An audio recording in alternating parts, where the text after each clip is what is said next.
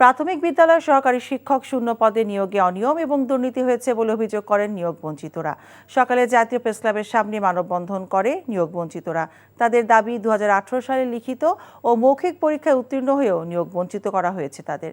সাবেক গণশিক্ষা প্রতিমন্ত্রী জাকির হোসেনের নিয়োগ বাণিজ্য এবং নিয়োগের দীর্ঘসূত্রিতা অন্যতম প্রধান কারণ বলে অভিযোগ করেন তারা।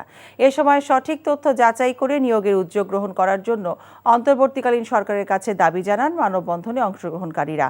দাবি না মানলে কঠোর কর্মসূচির হুঁশিয়ারি দেন তারা।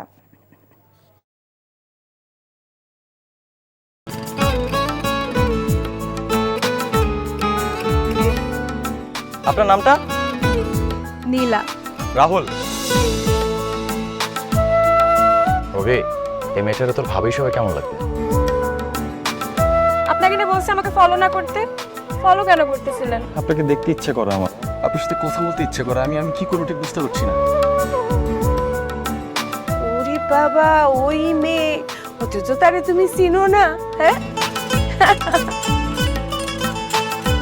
কি মায়ায় তাকাও তুমি, একটু দেখে চোখের খেয়াল, তোমায় দেখার তৃষ্ণা ভীষণ।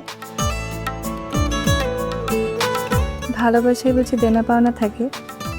অবশ্যই থাকি, ভালোবাসা সবকিছু থাকে।